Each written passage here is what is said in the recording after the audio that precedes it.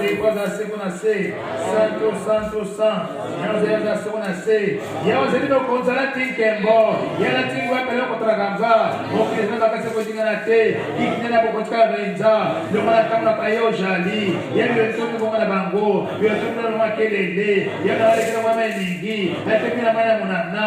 Yahweh Nicolas zananguya. Matato na mama solo penza. E Yahweh malamo tenda kono e jala bule seko na seko.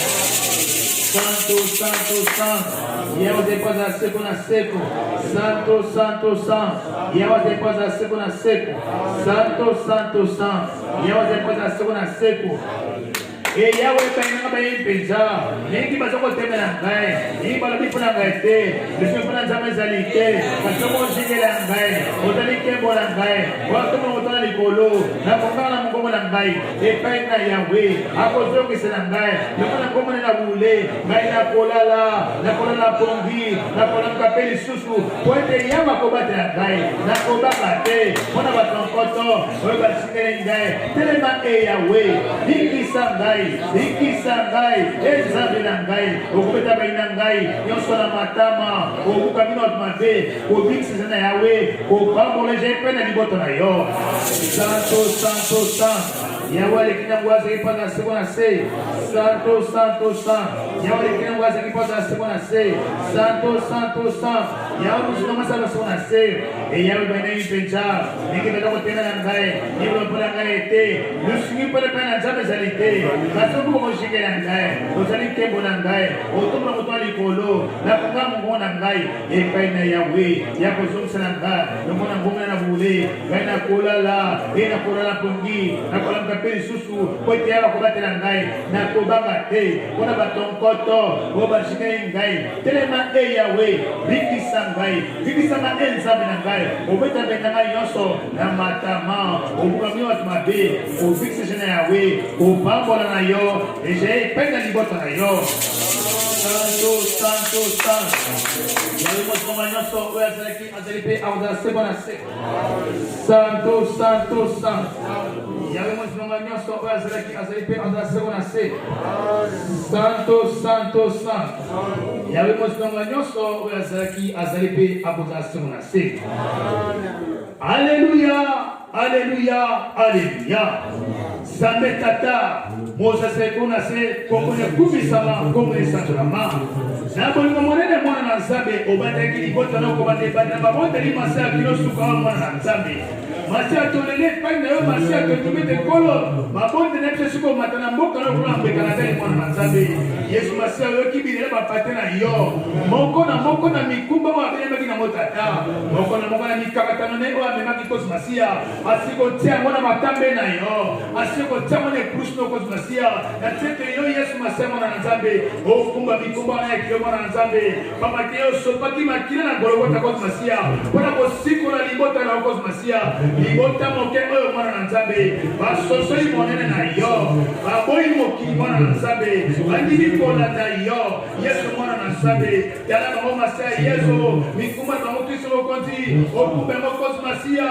E pai na boka tata. Opesa biya na kolo. Deko kusila baposa na bango. Opesa solution mwana na Nzambe. Na mikakatona na bango. Baiki basiko belema. Na boko na molimo. Minimo zeko kangama. Na boko na satana. Kibia na mosuni. Ede soki mokete. Papa te satana. Asiko kama momi nyolono. Na basema mai na samba mabanga. Na basamba mokonzi. Sikola mama sia Yesu. Babonde to sikolela. E pai na mwana na Nzambe. Sika to kangola mama sia Yesu. Opesa mama kimia. Baiki babebi na pasi ya mtoto. Basi zeko sila te. Papa na diki kade mwana na Nzambe. Yesu masama na Nzambe. Yemo biksi na liboso tata. Yo biksi na mai na kala. O biksi na logo lo kauki. O tere biksi na bibo sono. O mwansa iba kufi miso. Mwana na Nzambe. O elekeze ite kiso. Pesa kimia mwana na Nzambe. Na babantu msina bango. Baike kosmasia. Bazaiko ina mwana na Nzambe. Na mboko kosmasia. Situation administrative mwana na Nzambe. Pesa mama kimia. Eske za bloke kolo. Fongola yango. Makama mama sia Yesu. Eta mwana kosmasia. Bazo kimia tacha. Masia mwana na Nzambe. Moto kosmasia. Sondo ka ume na pasi. Monta kobeta libaku. Yesu masia mwana na Nzambe. Yokango lukos masia. Somo telma bena moto. Akobika tata.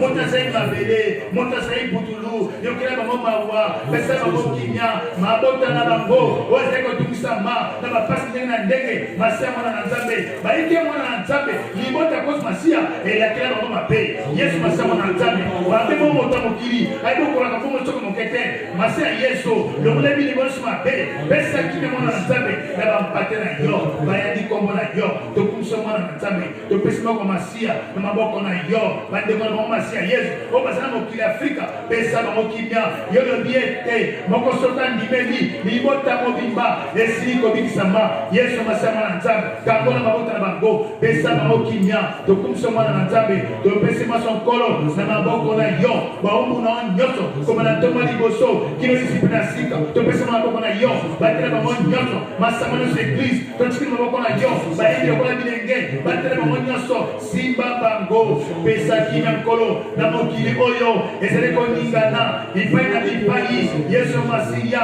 batela bango ayo siaba mona sama papuna yo lokona ndika ko bomba kabana na ye kotika bango soki mokete osunga bango pesa pe kimia na bango Afrika to pesa maboko na yo RDC Angola pesa kimia bango nyonso Afrique pesa kimia baza kimia kolo to pesa maboko na yo to kosenga nini yo yebi nyonso masia pe na biso ezele mokuse to bito kosenga nini to kosumuka ngite kozi masia molimo mosatu ekubela biso tata oto sengite ebongisela biso yango epaina yo kokisa maso puna no kuno tata na kumna masia mokozi na biso mobiksi na biso lelo ndio baseko amen amen amen amen imya boboto bolingo boseko na komona Yesu bana na Nzambe bapate na Yesu masia touti komo kobondela moko na muka siko pesa mikubwa na epa na Yesu masia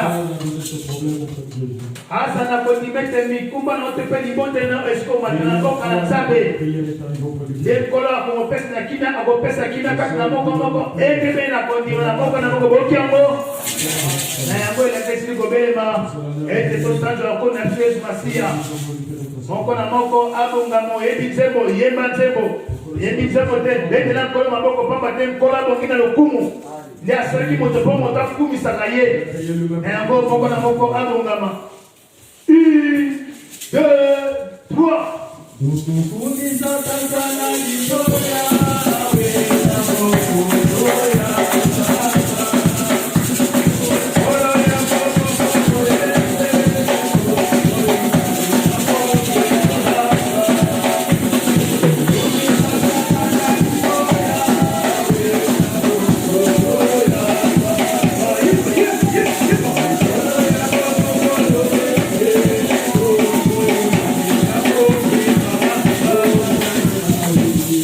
Yahweh.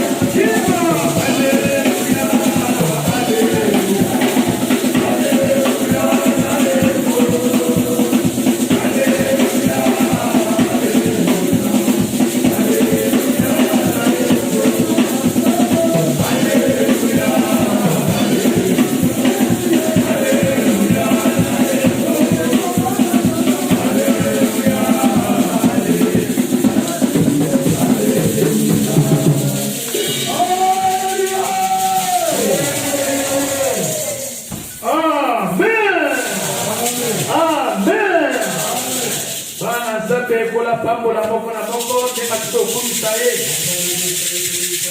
Na yango ngonga na ngonga ezali na makambo na yango. Elakisi kobenga oyo tokoyokaka lolaka na mwana Nzambe. La voix de notre Seigneur. Yango ekosengama na Pasteur Faustin abondela mpona liteya. Pasteur Faustin de prier pour la bénédiction de Dieu. Nzambe tata nzambe na bomo tata moyenge bene komone kumisama échange vraiment tata tozongisi matondi maite na lokumu na komone sumasia ndongo batili libota na yo bande bande ya mabondeli tizuka na yango elake koki tata libota na yo balia bileo ya molimo tata soko kosalela libota na yo te mosusu azali te esiko ebebaki kati na bango malobo ekobima mokomo lelo tata epesika kati na bomo na bango baumbu na yo bakosala lotomo na yo tata olanda bango mobimba lokolata kilamba pembe na bene lingu ya molimo santo epalanga na kati na eglise na yo maloba mokolo molelo tata ezwa esika na kati na mitema balingani na yo soko kosala kati na bango te mosusu azali te na bongo tata tobeleli yo tata okita mobimba osala kati na libota na yo eresi na pesi na maboko ma yo yo ozali mokonzi na kombo na yesu masiya amen Amen. Amen. Ete mwezali amen bana Nzambe madini ezali toboni. Amen. Moto molimo azakala malili te. Amen. Moto molimo ashofaka. Na yango elakisi kobema moko na moko akamata buku esantu te mpe Biblia na ye. Que chacun puisse prendre sa Bible. Lelo lite ezali bongo kondima na kala tata Yawe. Amen. La parole d'aujourd'hui dans l'Ancien Lelo Testament. tata Yawe nde abelemi. Amen. Kondima na kala. Dans l'Ancien Testament. Ezali bongo na lingala na mokanda ya Yilimia. Français Jérémie. Yilimia. C'est dans les livres de Jérémie, 17, au chapitre 17, verset 5 à 7. au verset 5 à 7. Tokotanga na kombo na Yesu. Yawe alobi boye ete moto alakelama mabe oyo akotalela moto mpe akotia mosuni lokola loboko na ye mpe motema na ye elongwe na epai na Yawe akozala lokola matiti na lisobe akososola malamu te wana ekoya yango akofanda na bisika bikauki na lisobe na mokili na monana mojali na bafandi te moto akopambolama oyo akotalela Yawe mpe oyo Yawe ajali elikya na ye. Amen. Amen. Jérémie, au chapitre 17, verset 5 à 7. Nous lisons au nom du Seigneur. Ainsi parle l'Éternel. Maudit soit l'homme qui se confie dans l'homme, qui prend la chair pour son appui et qui détourne son cœur de l'Éternel. Il est comme un misérable dans le désert et il ne voit point arriver le bonheur. Il habite le lieu brûlé du désert, une terre salée et sans habitants. Béni soit l'homme qui se confie dans l'Éternel et dont l'Éternel est l'espérance. Santo, santo, santo. Santo. Yawe zepaza segona seco. Alléluia. Santo, santo, santo. Santo. Yawe zepaza segona seco. Alléluia. Santo, santo, santo. Santo. Zambe tata zepaza segona seco. Alléluia, alléluia, alléluia. Kristo mokonzi mwana na Nzambe matono meke na mboka na yo. Na bwiko monene mokonzi usiku yokalaka ekoki iteke sikotanga mamasi ya Yesu. Mwana na Nzambe okaki masia lolaka ya pasteur na bondela ke peno mwana na Nzambe. Yesu masia tutimetre yomo kombo mosiko kituna ko esika mwana na Nzambe.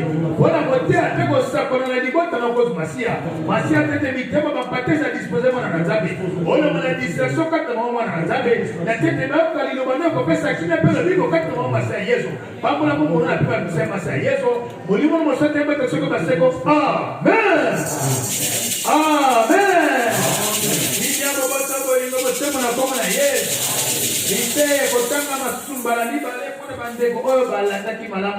La parole va être relue pour ceux qui n'ont pas trouvé le passage ou pour ceux qui viennent d'arriver. La parole est dans le livre de l'Ancien Testament. Dans le livre de Jérémie. Ikaboya zomi na sambo. Au chapitre 17. Eteni ya mitano koma sambo. Au verset 5 à 7. Tokotama na kombo na Yesu. Yawe alobi boye ete. Moto alakila mamabe oyo akotalela moto. Mpe akotia mosui lokola loboko na ye.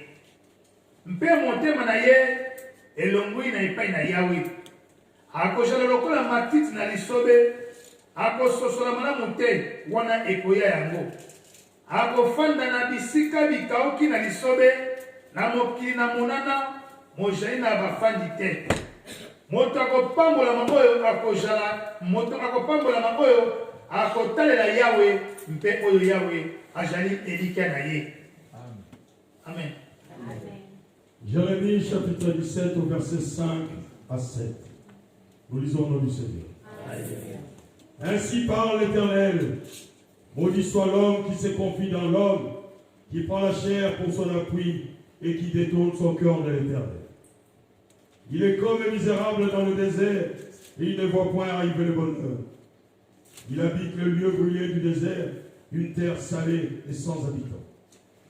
Béni soit l'homme qui se confie dans l'Éternel et dont l'Éternel est l'espérance. Amen.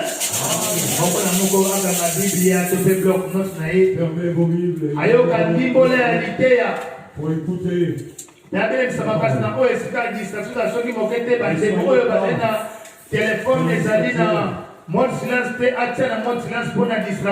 Mettez vos téléphones en mode silencieux pour ne pas entrer dans la distraction.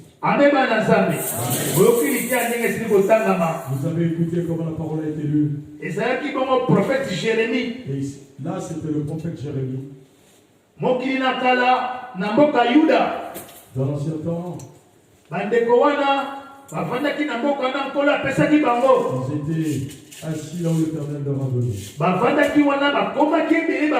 Et ils ont fait leur famille, ils ont fondé leur famille sur place. Et c'était rempli.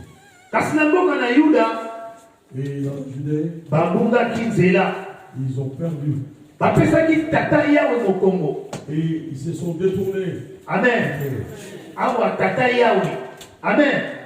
Nzambe tata. Et là, awa Yesu Masiate. Nzambe tata. Pas Jésus, c'est Dieu le Père. Bapesi Nzambe au Congo.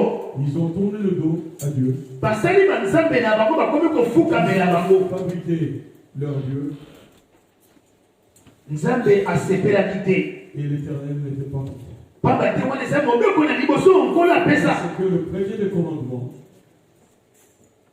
Oyebi kotia Nzambe mosusu liboso na ese. Amen. Vous ne trouvez pas. Wana eza mobeko na tata Yahweh. Et ça, c'est le commandement. Na yango na wana tata Yahweh azaki na pardon te. Amen. Et c'est les tous amande wana. C'était. Bande wana bapesaki Nzambe mokongo. Et c'est. Bakumai kosambela bikeko. A tourné son dos à l'Éternel. Bakumai kolanda posa na nzoto na bango. Et ils n'écoutaient que leurs intérêts. Oyo nzoto na bango ezali kosenga yango bazali kosala. C'est que leur corps demandait, c'est ça qu'ils faisaient. Nzambe atombokaki. Et Dieu était en colère. Abengaki Jérémie. Et ainsi il a appelé le prophète Jérémie. Abengi Jérémie apesi ye maloba wana. Et il a donné cette parole à Jérémie. Prophète Jérémie amoneka bimo abi takanga na zai mwana moke. Et il a dit, Père, moi je ne suis qu'un enfant. Tata ya balobi ke okokende kuna.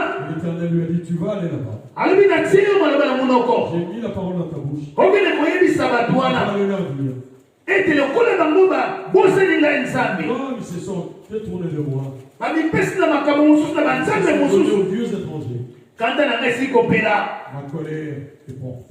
Alobi ete nakobebisa nyonso napesaki bango. Je vais tout détruire de ce que je leur ai donné. Binanga na bango. Les champs, Bosui na bango tout nyonso. leur bonheur. Nakobebisa yango. Je vais tout détruire. Mpe nakopesa bango bakokoma bawumbu. Et je ferai d'eux, ils seront des esclaves. Epai na bapaya. Auprès des étrangers. Na bana na bango lokola. Ainsi que leurs enfants. Alakelaki bango mabe. Et ils étaient maudits. Prophète akende kosakola yango epa bandeko wana pamba te babungaki nzela. Parce qu'ils ont perdu. Amen bana Nzambe. Mokolo malelo. Aujourd'hui, Mboka Yuda ezali te. Amen. ces gens ne sont plus. Mboka Yuda mokolo malelo Aujourd'hui, la Judée. Le quoi aussi qu'on fait dans Bagnolé. Amen.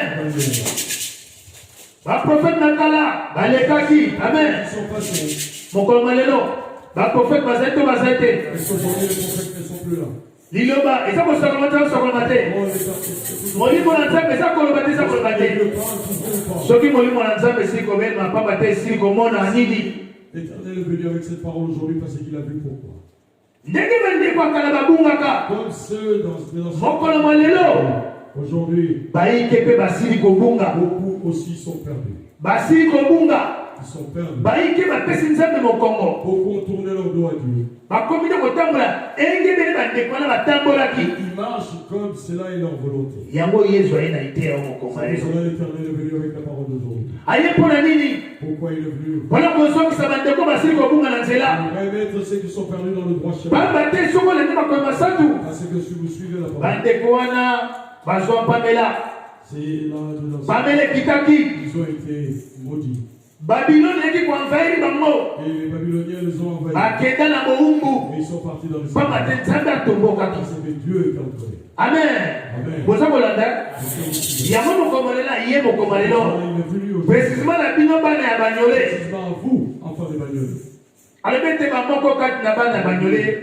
Bapesi nzambe mokongo. Parmi mes enfants Bagnolé ont tourné le dos à leur. Baike batuli to pese mokomande ni biso to ya l'église. Nous sommes présents à l'église, comment est-ce que nous lui avons tourné? Baike basina kat na ndako na nzambe na katreza kat na ndako na nzambe te. Ils sont à l'église mais leur pensée est ailleurs. Amen. Amen. L'église kasi ma c'est l'église te. L'église mais votre pensée. Au pese nzambe mokomote. Amen bandeko. Au pese nzambe mokongo. Vous avez tourné le dos à Dieu. Ozali l'église kati ozali wana te. Vous êtes à l'église mais vous n'êtes pas là. Au pese nzambe mokongo. Vous avez tourné le dos. Ozali koyoka liloba na nzambe kasi ko salela te. Vous écoutez la parole de Dieu mais vous ne le mettez pas en pratique. Au pese nzambe mokongo. Vous avez tourné le dos à Dieu. Amen. Au pese nzambe mokongo. Moto zai koyoka liloba na nzambe kondima kati na ezaite. Vous écoutez la parole de Dieu mais vous n'avez pas la foi. Lelo aye. Aujourd'hui le gars koyate. Asala calendrier na ye. Il a fait son calendrier. Amen. Amen. Asala calendrier na ye. Établit son calendrier. Soki na kende saba. Si je vais 2 dimanches. Saba misato na pebi sinzoto. Dimanche je me repose. Saba koya kuna na kei. Saba na musu na pebi sinzoto. Amen bandeko. Et yo pebi saba zoto ezama ndete. Amen. Vous reposez c'est pas mal. Mais moto a pesa yo pema. Mais c'est lui qui vous a Amen. supplie des vies. Moto a pesa yo pema okanisaka ye. Est-ce que vous pensez? Bana nzambe bososola. Enfant de Dieu discerné. Makambo na nzambe. Okomona wala kola lisano kasi zai lisano te. Vous pensez que c'est une blague? Baba tema inakala pe bazwaka maloba na nzambe lokola lisano. Les anciens aussi ont pris ça comme étant une Mais bamonaka makambo na bango. ils ont vu ce qu'ils devaient voir. Babeba bele babeba. Bazaka mboka na nzambe. Ils n'ont pas eu le royaume des cieux. Yango kono mokomalela ye. Vous allez l'Éternel est venu. Baba taliki moko na mokai bakotosa nzambe. Chacun puisse respecter Dieu. Mobango na nzambe. Vous ayez la crainte de Dieu. Mobango na nzambe. Le respect de la parole. Moto esengeli abanga nzambe. L'humain doit craindre l'Éternel. Moto fo abanga nzambe. Comme ça moto esengeli iba ona za kosala eza mabe abe bandeko. C'est mal. Komanda tongo tipo quoi. Du matin jusqu'au soir. Baiki avati est-ce que vous kanisa makambo na nzambe? Est-ce que vous pensez à la parole de Dieu ou vous êtes Baiki bakanisa makambo na nzambe kaka soki azwi black d'église. Amen. Pense à ça. Wana foto ko kanisa makambo na nzambe. Mais soka sana ndako na bakanisa na nzambe ezate. Amen. Nana kanisa mboka na nzambe. Mboka na nzambe. Qui parle? Ofandi bwazi mboka na nzambe za mboka mwezane mboka na nzambe ezali. En train de vous poser la question. Est-ce que vous pensez à ça? Baiki bakanisa mboka na nzambe ezakaka. Na mboka na nzambe to bandoko beta kaka na mboka. Amen amen amen. Na mboka na nzambe bisembo ezate. Amen. Bisembo na lola ezate. Parce que là où il n'y a pas la joie. Mais comment mingongo ekiti? Pourquoi vous avez soki bino na sala mosala bisala bisembo na bino bongo na lola kasepela te. Amen. Bisembo eza te. Bisembo ezali bandeko. Il y a la joie là-haut. Bisembo ezali. Posa bakosa bato te akosa moto te bayiki bamonaka bavision bandoto bazali wana. Beaucoup sont parmi vous, ils ont des visions, ils ont des songes. Ezali bosembo. C'est la vérité. kasi moto atikaka makanisi na ya mosuni. Mais l'humain ne pense qu'aux choses charnelles. Mbongo, L'argent, mosala, le travail, bilamba, les vêtements, ndako na ye, sa maison, bana na ye, ses enfants, mobali na ye, son mari, to mpe mwasi na ye. ainsi que sa femme. Amen. Makambo na nzambe eza na nsima. Les choses de Dieu sont en Akanisa makambo na nzambe Ne te. pense pas à ça. Nzambe azali na kanda mpona makambo wana. Et Dieu est Soki tote nzambe nsima kimia kozala te kati na bino bana nzambe. Dieu de côté, nous n'aurons pas la paix. Soki otie nzambe na nsima kimia kati na ezali te. Si vous ne Makambo nyonso ekoki kaka kofrene. Ezalaki awa epusani kuna. Ezalaki awa epusani kuna. Bilaka no ezokokisama te. Pamba te yo otie nzambe liboso te. Amen. Olekisi liboso makambo na yo. vous pensez qu'aux choses charnelles. Moto akokolala kolamuka kaka susi eloko moko. Vous dormez, vous vous réveillez. Susi ya mbongo kaka. Alalala muka susi ya mbongo. Alalala muka susi ya bana ya mwana. Lokola na aboti te susi ya mwana. Amen. Est-ce que soko oboti mwana okokota mboka lola mpona mwana? Amen bandeko. Mboka lola okokota mpona mwana. Mwana na ye ye molimo. Mama molimo libelana. Moko na moko na molimo na ye. Et chaque personne, Akomasa toleki malamu. la parole de Dieu, Mwana kokota mama atikali. l'enfant doit Mobali kokota mwasi atikali. Amen. la Makomasa toleki yango. parole nous le dit. Basi baelelanga moko atikali moko akei. Dans le champ, il y a une qui a emporté, l'autre resté. Makomasa te koloba. Soki tozie nzambe, moto azali na nzambe, oyoki na makomasa tu. Azali lokola nzete ekoneli pene na mai. Amen. Dieu en lui, il est comme l'arbre. Nzete pene na mai.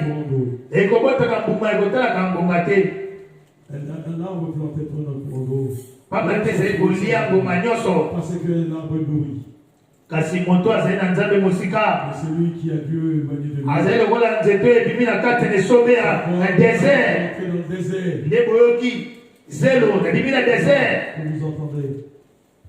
Na désert mai ezalaka Dans te. le désert, il n'y a pas de Nzete wana ekokufa. Cet arbre-là sera séché. Nani alingi aza na mboka na nzambe? Amen bandeko.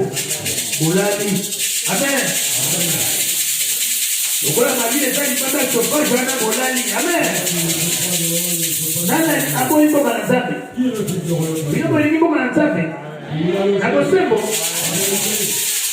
Kasi ezali bosa nzambe liboso te na makambo na bino nyonso. Mettez Dieu devant. Na makanisi na yo. Dans tout ce que vous faites, Kanisaka nkolo. pensez à l'éternel.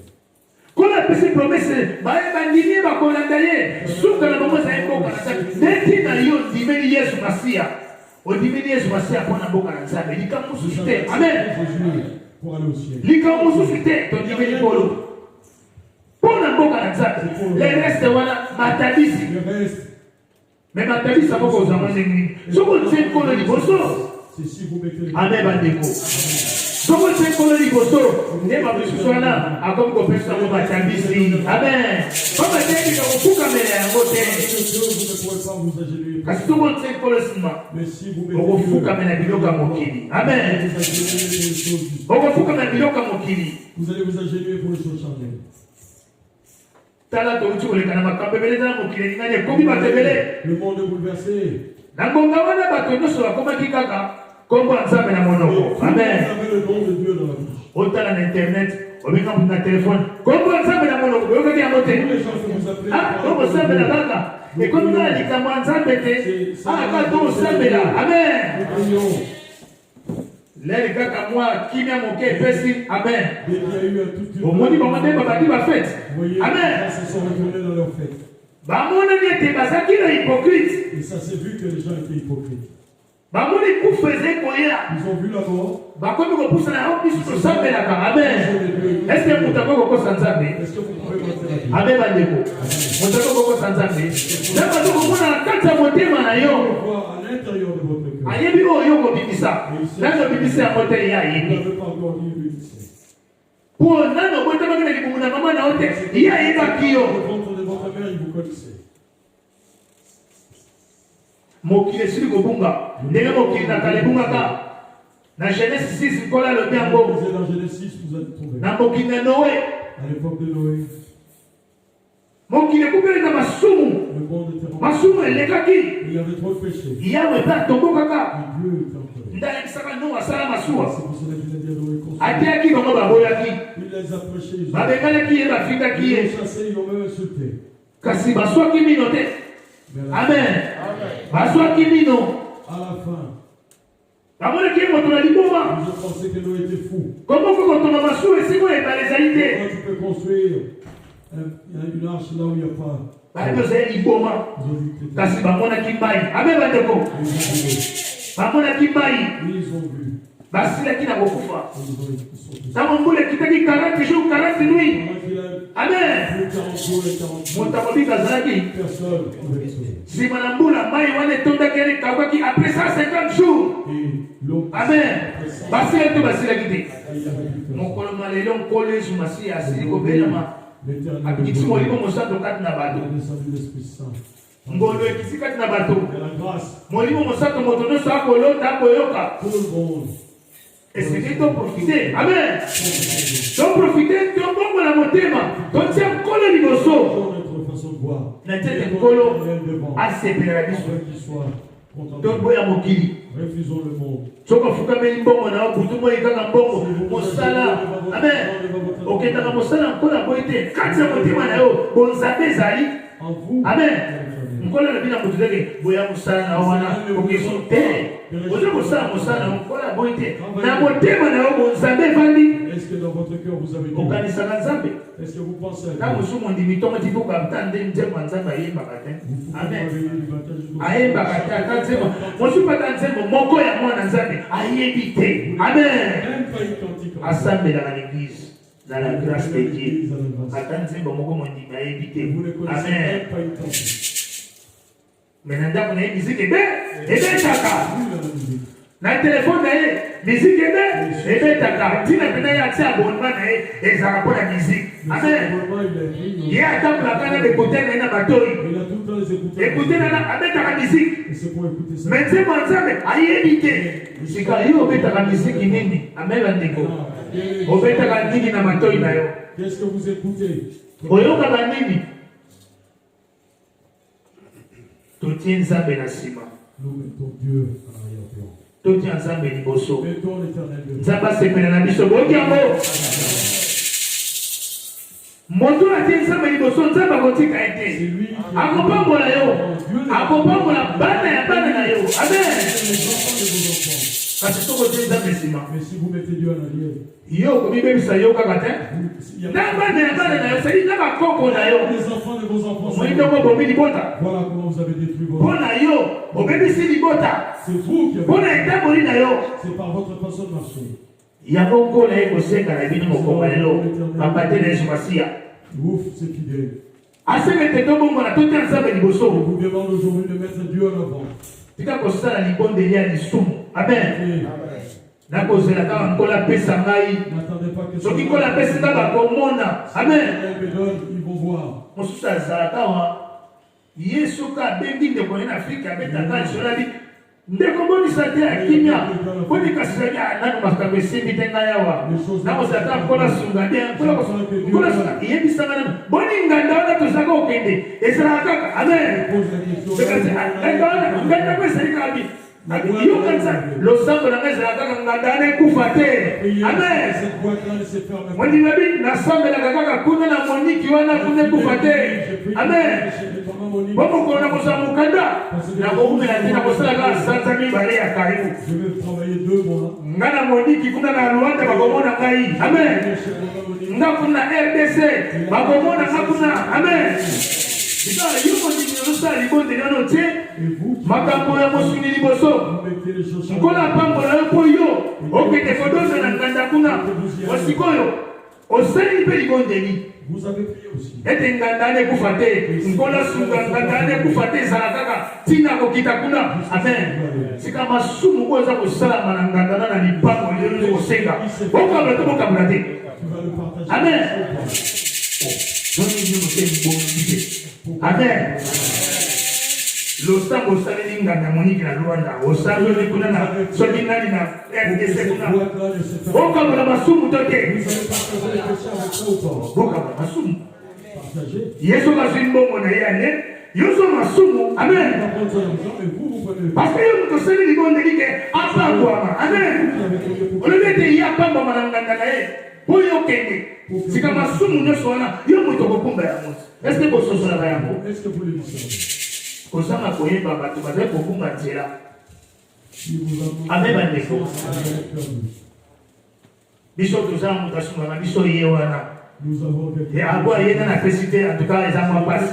Il y a Amen. Aucune reconnaissance. Vous avez entendu la parole. Oui, on sait qu'il n'y a pas de moto. La guerre est ma Maudit. Dieu sait qu'il n'y a pas de moto. Et vous, Vous savez pas où c'est que la moto. Dieu ne sera pas content de vous. On sait qu'il n'y a pas de moto. Moto, c'est ma belle pour tout. L'être humain n'est que. Vous savez pas où il y a Dieu refuse que vous vous confiez. c'est qu'il n'y a pas d'ensemble. Ayez votre espoir. Est-ce que la banque va faire ma moto à la banque? Bon, c'est la sonne à suite à repère sa note. Le point de la suite, c'est la caca. Non, il y a mis ça par des monaïos. Au moins, il n'est pas encore les jours. Il y a mis ça par mon moment de là. Comment c'est la couleur à mon sondabino? Comment c'est la santé? Comment c'est la santé? Si moi je ne suis pas là. Soki ba ndeko bakoba biso mo mitema na biso na epa na yo te bazali komemisa o mikumba ngena esengela moya yango amen yo ndenza bete yebisa mokoko sanga na nkolo apambola biso amen kotika bandeko na likumba te tosolisa bango soki olati ndekele fundu wana ye lokolo lobi te bapesi yo lokuma awa ngai mpona akobeta yo amen okoluka kozwa te pamba te balatisi yo lolendo ya mokili yango bana nzambe lite ezali monene boyimo na nzambe ezali nde ekobimisela bino mabomba mayike oyo ezali bokoyoka yango kola ekosenga nini tolekisa ye liboso na misala na biso nyonso tofongola mitema liboso na ye tozala na bolingo ya misala na yesu tolakisa bolingo tolinga na biso na bino omoni ndeko na yo te ebenga ye konflit te ame bandeko wana mkola kosepela na biso wana nzela bokonzi likolo ekozala ouvert mpona bapatena yesu masiya kolo yesu masiya kokende mayike te atikeli bino kimia na ye bobotola kombo na ye santo santo santo seko santo santo santo yawe mozinongola nyonso oyo azalaki azali mpe akozala seko na seko.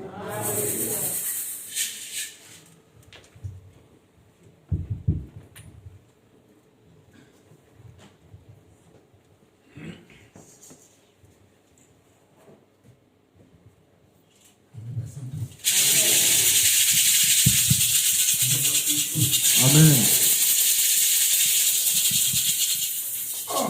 Amen.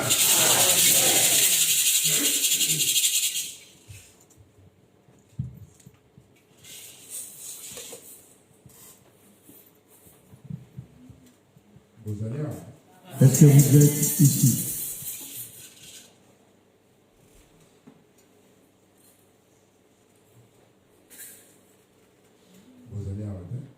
Vous n'êtes pas ici.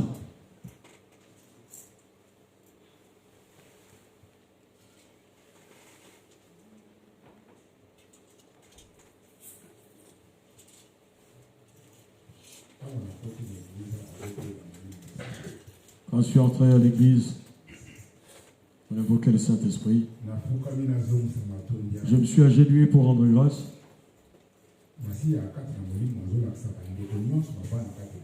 Le Seigneur, par l'Esprit Saint, a montré que tout le monde était assis. Mais dans leur cœur,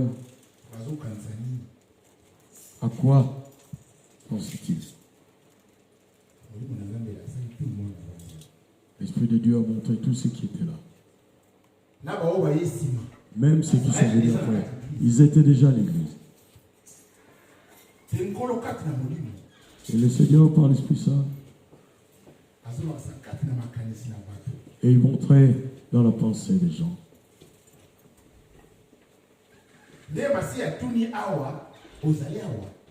Et c'est pour cela que l'Éternel a posé la question, est-ce que vous êtes là? Parce que spirituellement, l'Éternel montre autrement.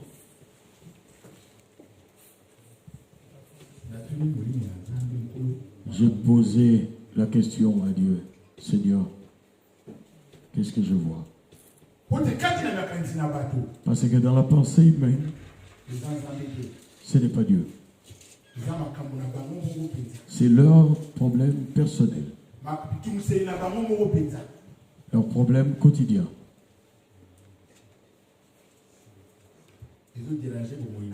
Et c'est ça qui dérange votre existence. Et cela a pris de la place dans vos cœurs. Et cela a pris de place dans votre vie. Et vos problèmes sont devenus Dieu à la place de Dieu. Et ça a pris de la place. À l'intérieur de vos cœurs. Vous avez plus de soucis qu'autre chose. Vous avez plus d'inquiétude. Et la pensée, n'en parlons même pas. L'Éternel avait dit, et il n'accomplit pas. Pourquoi ça? Pourquoi ça? J'ai posé la question à l'Éternel, c'est quoi? Pendant que le serviteur de Dieu prêchait, et j'ai eu la réponse. Au travers de la parole. Qu'il soit maudit. C'est lui qui s'est confié.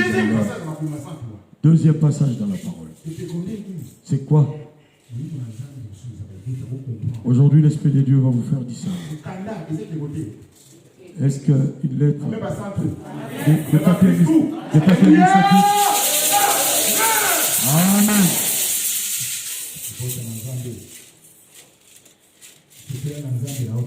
Réjouissez-vous de votre Dieu.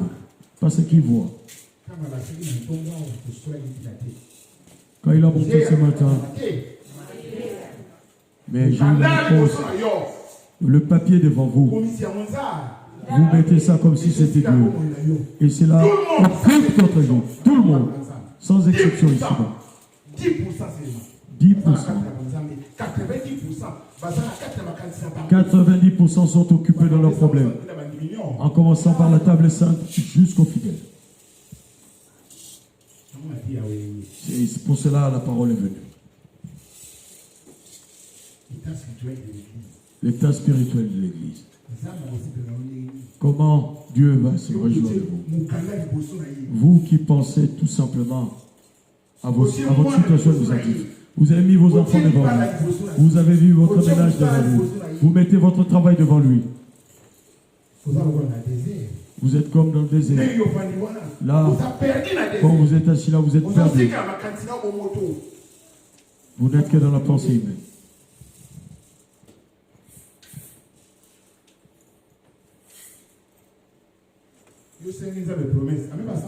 Vous avez demandé une promesse à Dieu. Est-ce que vous avez demandé une promesse à Dieu? C'est lui qui vous a promis. Il est Dieu. C'est lui qui vous a promis. Mais ayez la confiance en l'Éternel. Et dans le dernier passage, qu'est-ce qu'il a dit? Ceux qui mettront leur espoir en l'Éternel, ceux qui ont confiance en l'Éternel, comment ils seront? L'Esprit de Dieu n'ira pas loin. Mais là où vous êtes assis, vous devez comprendre. Si vous allez travailler, vous signez un contrat. Et vous travaillez comme il faut. Vous avez, et le patron a confiance en vous. Et comment il sera auprès de vous? Amen. Comment il sera votre patron? Il aura votre confiance. Il va vous aimer. Et de même, vous qui êtes là. C'est qui le patron? Si vous n'avez pas confiance en Jésus, est-ce qu'il va être très content de vous? Vous êtes dans le désert. Vous tournez. Vous êtes perdu. Vous brûlez. Mais Dieu vous voit. Tant que vous mettez les statues devant vous et que vous ne mettez pas Dieu dans votre cœur, il ne fera rien pour vous. Et des gens comme ça, il est en colère avec vous. Il ne sera jamais content de vous. C'est pour cela que l'Éternel vous demande,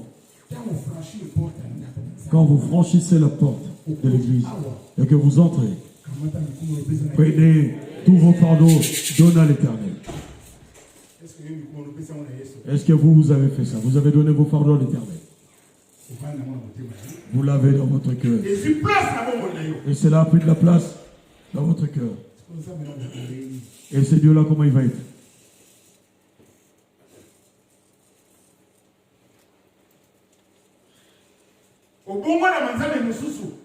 Et vous vous êtes tourné vers d'autres dieux. Le Dieu qui va vous donner vos papiers administratifs. C'est lui qui va vous donner du travail.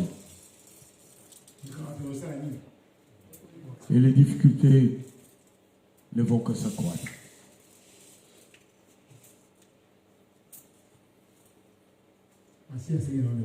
Aujourd'hui, l'Éternel vous demande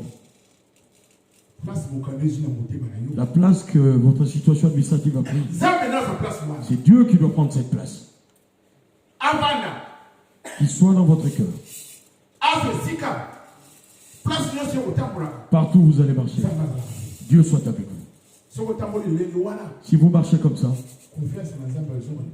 la confiance des dieux reviendra vers vous. Et la promesse qu'il vous a faite vont s'enchaîner. Spirituellement, pendant que le prédicateur prêchait, l'Éternel montrait, la porte de l'église s'est ouverte. Et il y a eu un apôtre qui est entré. Et il avait des paniers dans ses mains. Et il avait pour tout un chacun. Et c'est la troisième fois que cette situation s'est vue. Et il donnait à chacun avec le nom dessus.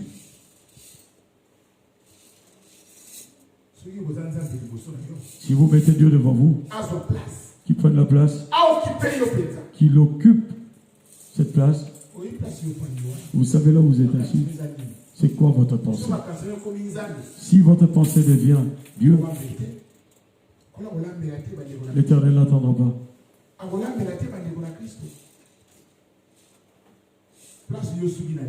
Là où vous êtes dans le désert, Dieu ne s'est pas limité. C'est vous qui êtes perdus. Réveillez-vous. Regardez de là où vous venez. Cherchez votre Dieu qui soit là. Et vous verrez l'œuvre de l'Éternel en vous.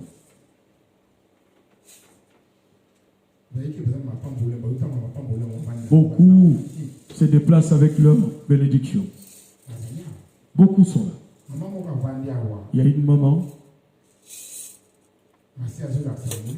Et l'Éternel montre spirituel. On a accompli ses besoins. C'est qu'elle demandait. L'Éternel l'a accompli. Mais l'Esprit de Dieu dit que sa pensée est loin.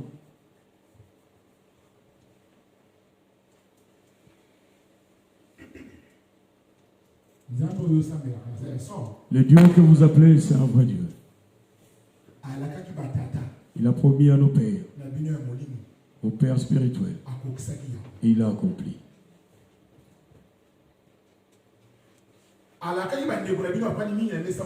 Il a promis à beaucoup qui sont là. La table sainte et beaucoup sont parmi vous. Et il a accompli. Et comme il vous a promis, il va l'accomplir. Mettez votre foi en Dieu. Ayez confiance en Dieu. La bonté et le discernement.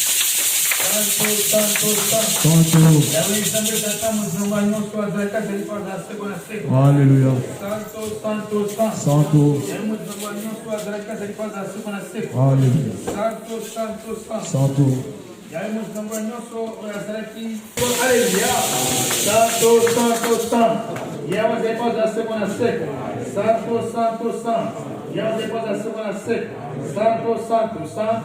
Il y a un mouvement nyonso oyo azalaki azali pe akozala seko na seko.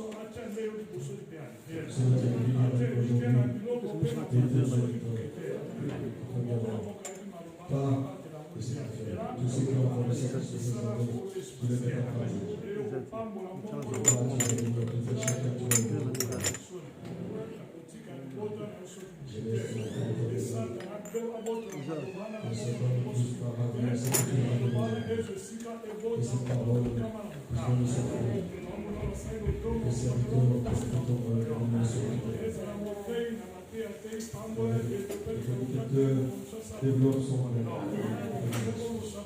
Ainsi que ton régulateur développe son processus. La respiration tout soit conduit par toi. Et ta paix, la grâce, le respect de ta parole. Nzambe tata moyenge bene komono kumisame santrama na boye komone na mwana na nzambe obataki libota na kozi masia masia osi kama uko matonda mungu na kozi masia ele toko ke Kristo mokonzi zoto pe makila na mwana na nzambe ko bele bana mesa mosanto kozi masia mungu na mwana na nzambe ngako salo toma ko bima kozi masia tikete maso tambo lise kozi masia liboso pe sima masia osi ngai mwana na nzambe matambe na masia batela makozi masia modimo na mosanto Kristo mokonzi e batela bisolo no baseko amen. Santo, Santo, Santo. Yawazaya kazali pa wazala seko na seko. Santo, Santo, Santo. Yawazaya pa wazala seko na seko.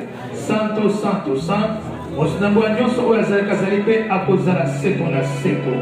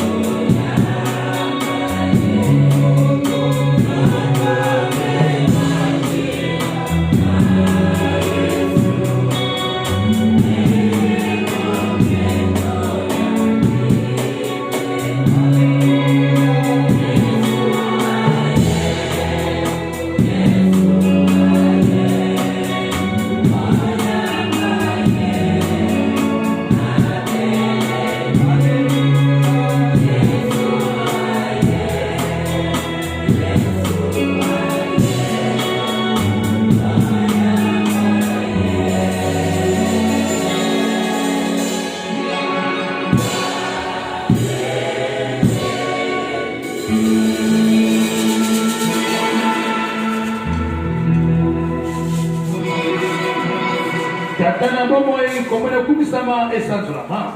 Abolingo monene mwana na nzambe obateli mombono kozimasia. Abeli masia na nzoto pe makilano na mesa maso kozimasia.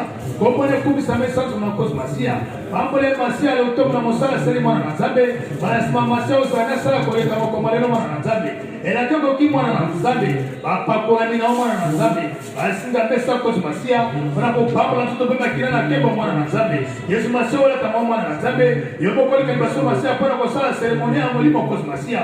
Molimo na mo santo kozimasia. Ebatela bapatela kozimasia. Ego fungola biso masia vale kozimasia. Mitema bapatela kozimasia fungola kola kozimasia. Na tete bale mamona samopena kimya monene mwana na nzambe. Kimya ngole batela iboto kola baseko. Amen. Amen. Yala segura seco, santo, santo, santo. Yala segura seco, santo, santo, santo. Yala segura seco.